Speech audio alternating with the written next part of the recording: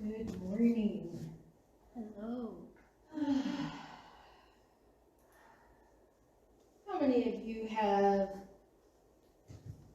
some change going on in your life? Everybody here.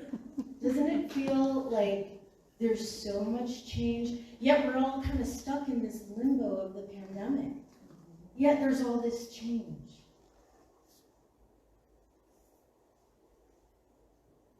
And we as a community have a lot of change going on as well. So I'm going to talk about all of that, but before I dive into that, I have to share with you an experience that I had this week. So you all have probably heard me say, if you've heard me speak before, you've heard me say the universe supports me in everything I do. That is a belief that I nurture and cultivate. I nurture that belief because I want to own in my beingness the idea that God is everywhere present. The idea that I am an expression of the divine. If those two statements are true with a capital T, how can the universe not support me, right? So I cultivate that belief. And part of the way that I nurture that belief and cultivate that belief is I look for how the universe supports me in everything I do. I look for how that shows up. So this week, my cat, my beloved cat, is really, really sick. And he's only 9. He lives with his other mom, but it's okay, he's my cat, okay? Even though he doesn't live in my house, he's my cat. Let's get that straight, Tracy. So his name's Bodie, and he really, he has my heart. And I, went to his house to see him, and he was just really not doing well, and hadn't been, very snuggly, he'd been hiding. And we sat for 4 hours together, just sitting there. And by the time my friend got home at the end of the day, I was so hungry and so thirsty, but I couldn't move because the cat was on my lap for the whole time. And I couldn't move him, right? I was supposed to go to a woman's house to pick something up from, I don't know if you've heard of this Buy Nothing group. These groups online, you post something, hey, I got a, I don't know, whatever, does anybody want it? And people say, I want it, and then you go get it, right? It's awesome. It's a great way to get things out of your house, by the way. So I was supposed to go to her house to pick something up, and I kept putting it off, right? Because I didn't know I was going to be sitting for 4 hours with this cat. She was so understanding, so compassionate. She was just so great. And I jokingly said to her, when we agreed that it's not too late, I should come over. I jokingly said to her, I've been sitting here with this cat for all these hours. I need to get something to eat and maybe stop at the liquor store. And she said, you don't know me, but I can pour you a drink when you get here. And we kind of laughed it off. I got something to eat. I did not go to the liquor store. Went to her house, and we got to talking, and I was telling her about Bodie, about the cat, and she was just so compassionate. And she said, and then somehow the conversation changed, and we were talking about what we do during these difficult times that make us feel good. And I said, I do stupid arts and crafts, and I put as much color on things as I possibly can. Pity the people who live with me, because I'm like, how much color can we put on this one item? How much color can we put in this one room? And she said, oh, like, what have you worked on? And I said, oh, let me show you. And I whip out my phone. And as I'm trying to find the picture, I'm like, why am I showing this woman I don't even know this silly, silly art project? And I have to show it to you. I had just been talking about it with Bodie's other mom. And she's like, oh, like, what are you going to do to make yourself feel better? And I said, I just need another frog.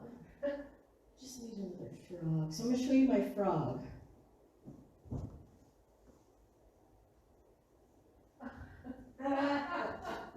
Aww. He started out all gray, and this activity, I finished it in a couple hours, you know, brought me so much joy. Oh. Because look at those colors. There's so many colors, like every color of the rainbow, right? Chakra colors. Yeah. Hold them up so everybody can see you. Give us a 360. Oh my God. Oh. Wow. So fun. And I just had such a blast doing it. It was really good for my heart. It was very healing Adorable. for me. So I show this woman the picture, and she says to me, "You're here to pick up a frog, not this other thing." And I said, "What?" She says, "I have that frog." Oh. And I said, it's probably not the same frog, because I love this frog so much. I have done reverse Google image search. I've tried to find this frog. I can't find this frog anywhere. So then, she brings out this. Amazing. Serendipity. So within a matter of 2 hours from saying, "I just need another frog,"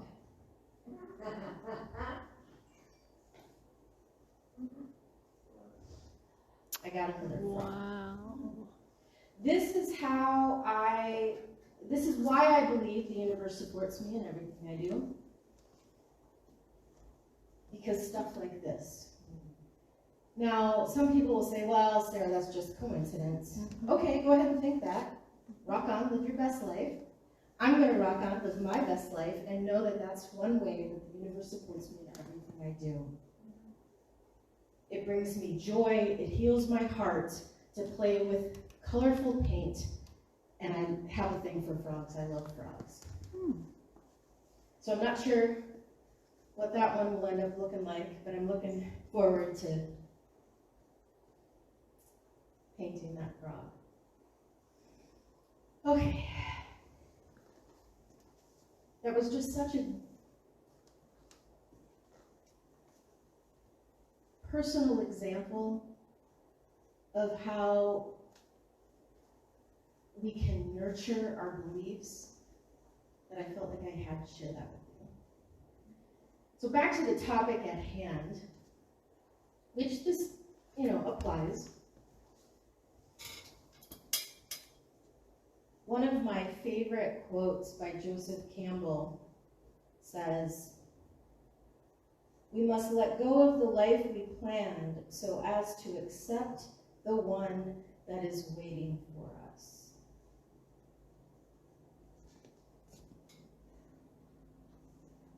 And when we're faced with change so often, when I'm talking with someone about the change in their life, there's two things that show up pretty consistently.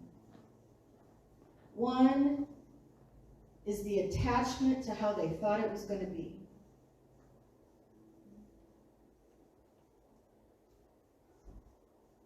The attachment to how they thought it was going to be.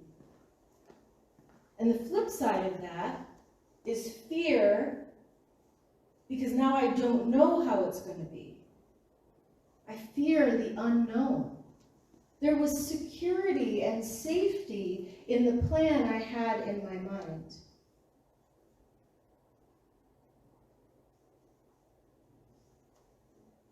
Many years ago, I got married to my first husband. I've been married twice. Got married to my first husband, and he died only a few months later, and I happened to be pregnant. We had the next 5 years of our life planned out. We knew where we were going to live. We knew when I was going to start school. We knew when that baby was going to be born. We knew what school the other kids would go to. We even knew where we would vacation, both with the kids and without the kids. We had 5 years planned.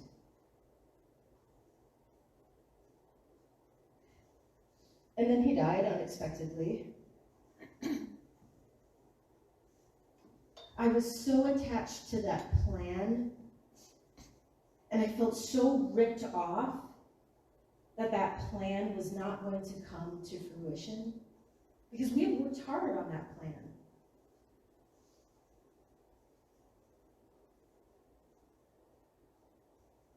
And I was so afraid of what the next 5 years would bring. I would not have gotten pregnant if I knew I was going to have to do it alone.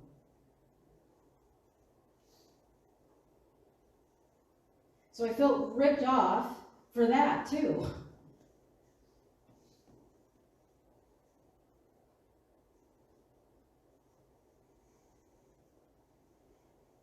And the funny thing is, and not in a ha-ha funny, but the funny thing is,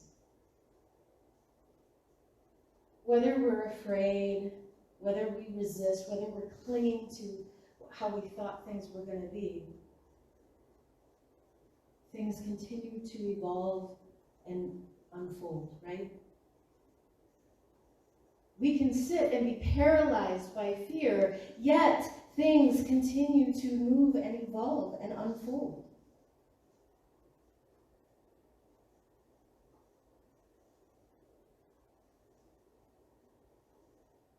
There are many quotes by many very wise people that speak to this idea that if we are afraid of change, we're actually afraid of living. We're afraid of life.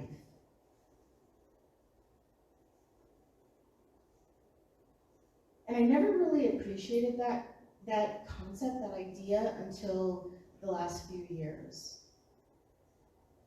And how I could see how my fear of the unknown, my anger at how things aren't working out, though how I thought they were going to work out, how that was really a reflection of my fear to really live.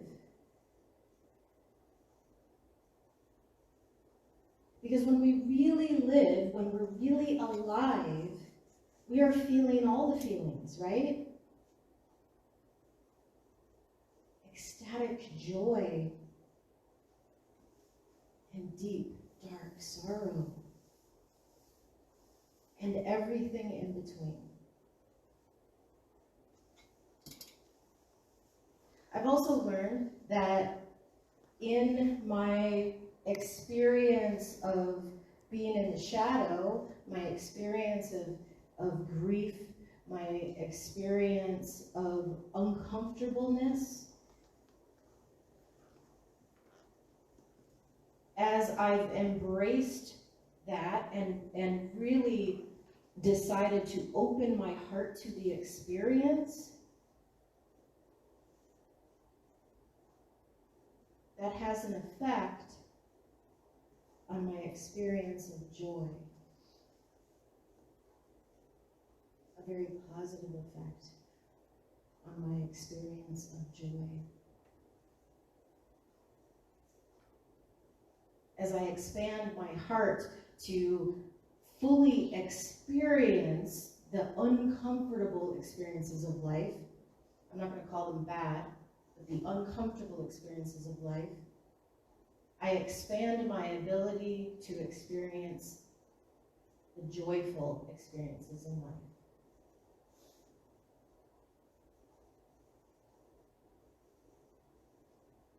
Maybe you're a person like this, or you know a person like this who goes through life and they're really even. Really even. And we might envy those people because, some horrible tragedy happens and they just, they just roll it with it. Doesn't seem to knock them off their feet. They just roll with it. However, notice too that when some joyous, wonderful thing happens, they just roll with it.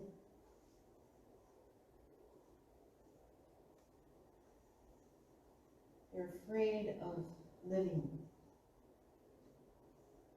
Now, this doesn't mean I'm encouraging you to, be a drama queen, okay? Or a drama king. Right? That's not what I'm saying. But what I'm saying is, let's experience with an open heart all of life experiences. Now, if you're a member or whatever on our mailing list, I don't know who got the letter, but you should have gotten the letter talking about what we're going to talk about at our town hall meeting today. This community, we have been living beyond our means for too long, and we can't sustain that anymore. We can't afford this beautiful house. Now, all you truth students, don't come after me because I said we can't afford this house. Don't tell me that that's not prosperity thinking.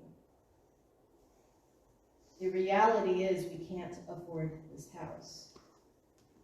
Avoidance, resistance would say, everything's going to be okay, we can afford this house, we can afford this house. If I say enough affirmations, maybe they'll come true. I call that unity wishful thinking. So the truth is, we can't afford our house. So what does that mean? It means we need a different house, right? We need to live within our means. It also means that there's going to be big change. Oh, joy. So what happens when there's big change in a community? Remember at the top of the talk, I said, how many of you are experiencing some change in your life? Raise your hands again. Right? So, as a community, we're experiencing big change. That is going to trigger every one of you who raised your hand. And if you didn't raise your hand, it'll probably trigger you for past change issues, if you have any that are unresolved. Yay! You think I'm being sarcastic, but I'm being serious. I am being serious. I talked with someone earlier this morning who's going through a lot of changes. And it was hard for me not to jump up and down and say, this is freaking awesome. Why? Because that is our opportunity. Our opportunity to nurture and cultivate what we say we believe with real issues in real time. Now, if we do our spiritual work when things are going great, and we cultivate our beliefs and all of that, we are a little ahead of the game. But I'll tell you, your daily practice is for your muscle memory. Your daily practice is not the mechanism that changes your consciousness. It gives you the training. It gives you the muscle memory. It prepares your consciousness. The mechanism that shifts your consciousness, that brings you to that next level of evolution, is when in the midst of crisis, you know the truth of who and what you are. In the midst of crisis, you are able to have an open, loving, compassionate heart.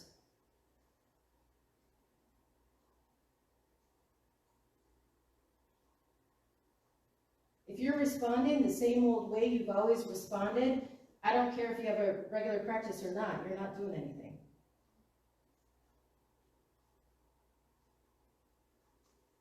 As a collective, I invite each and every one of you to join with me, with the board, with the leadership here. Join with us. Bring your open, vulnerable self. Be compassionate for when others are triggered, because it's going to happen. And when you're scared, have the courage to say, I'm scared. And when you want to stomp your foot because it's not unfolding the way you thought it was going to unfold, share that. That's what spiritual community is all about. We get to be here for each other, and we get to be vulnerable with each other. And just as sure as I am that there are two frogs here, I am so sure that the universe supports us in everything we do. I have no idea what's going to happen next month, or the month after that, or the month after that. I have no idea. And that's okay. Because I know the people that I'm working with. I know that we can come together and we can do this. We can do this anywhere. We've done it outside a couple times. Done it in our park. At that Sprout, what is it, Simply Sprouts farm?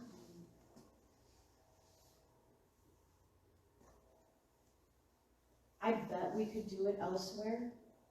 I'm confident we could do it elsewhere.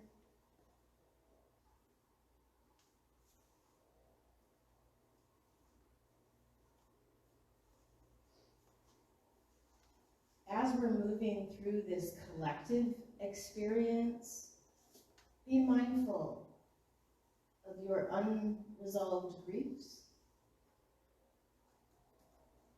Be mindful of how you are showing up. And I don't mean in a way to temper or tamp down how you show up. I mean, be mindful, be aware. As you show up, what's happening for you? Are you putting on are you the one who puts on the tough, okay, we just need to figure out all the details, and if we have enough information, we can get through this. Are you that person? Okay, that doesn't tell me how you're feeling about it. Are you the person who says, let's go to prayer? Let's pray away these uncomfortable feelings.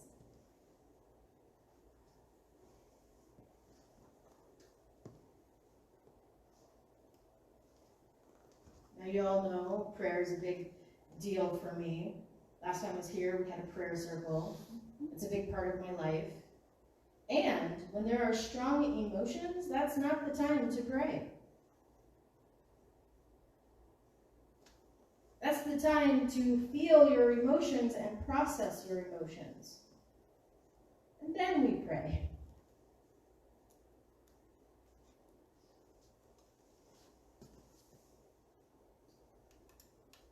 So let's I got more quotes here. What are my quotes?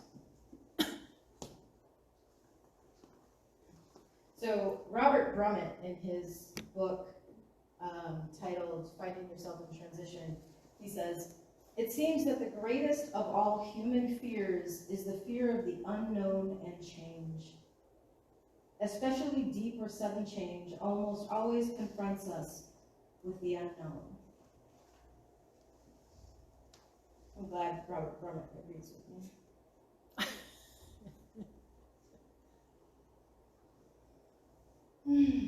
All right, so we're going to bring all of this into meditation. I invite you to just let go of the intellectual part of this, all the blah, blah, blah, blah, blah that I've been saying, all this. Just let that go, set that aside, and allow yourself to be fully present in this now moment.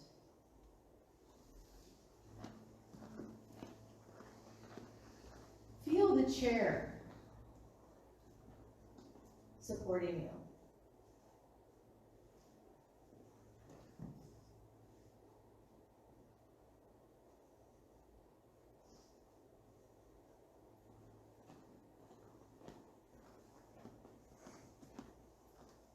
Feel how you're connected to the ground.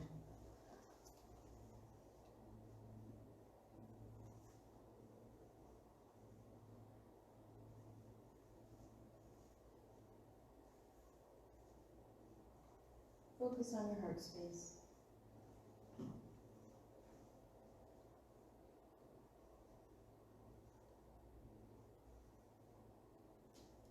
You might put your hand on your heart, or even tap your chest where your heart is.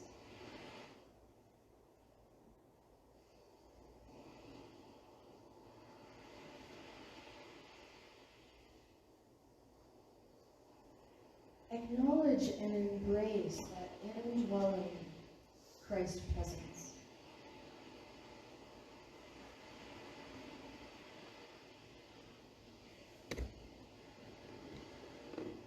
At the core of who and what you are sacred.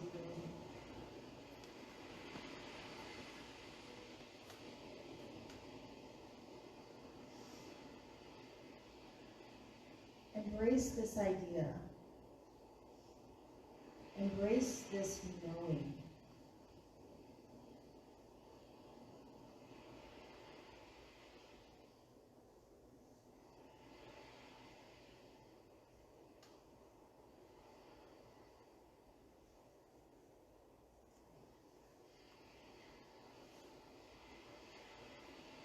Open your heart space.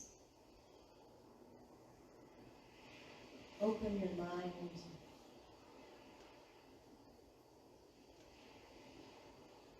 Acknowledge and embrace that everyone in this room, everyone present online, we are connected.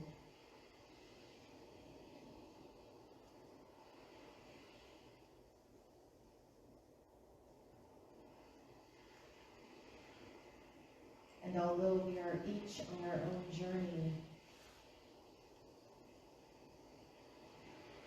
we are in this together.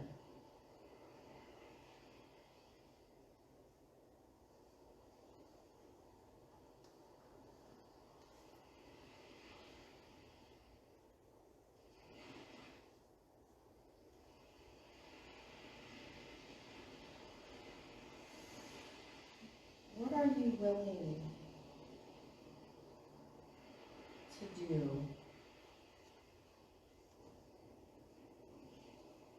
Right now, at this point in time,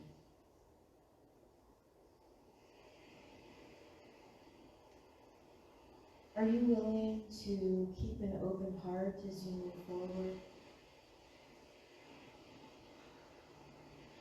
Even if you're afraid?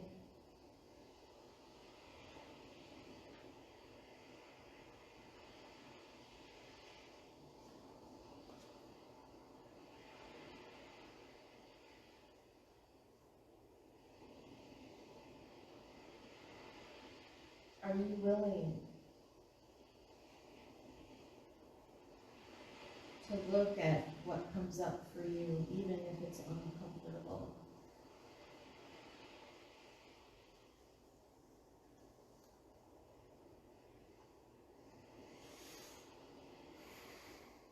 Are you willing to hold compassion for others?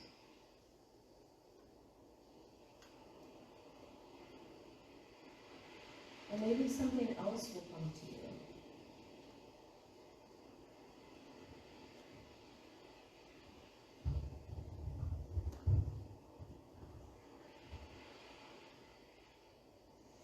Let's hold that open heart, that open mind.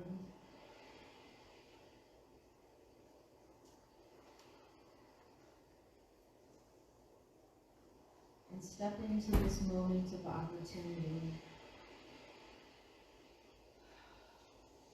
where we get to set our intention,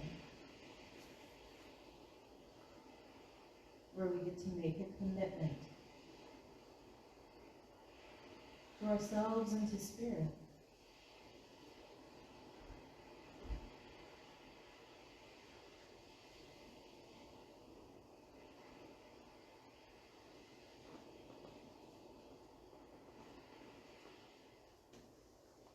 We'll hold this openness and listen to that still small voice for a few moments in silence.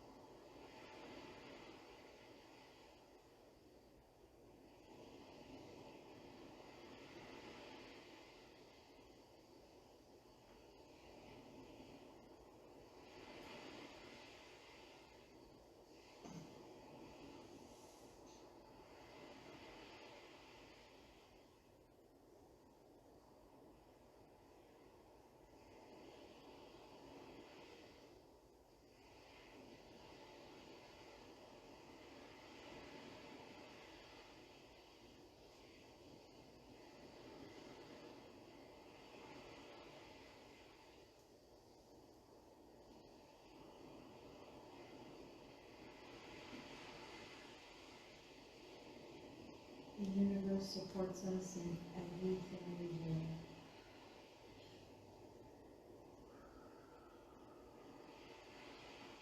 Every change is our opportunity to grow, evolve, become more self-aware, and to express more of our Christ nature.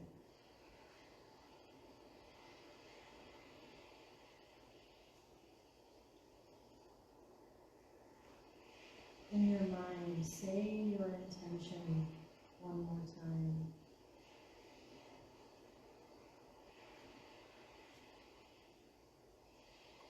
What are you willing to do, to be, to release or allow?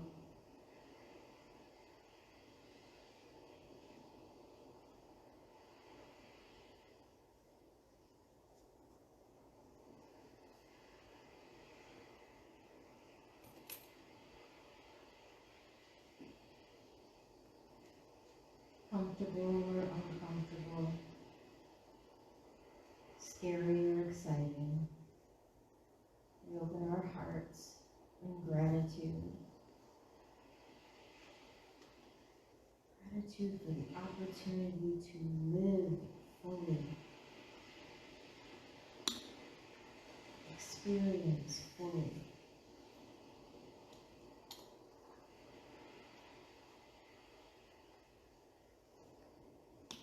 And choose to live the life we want to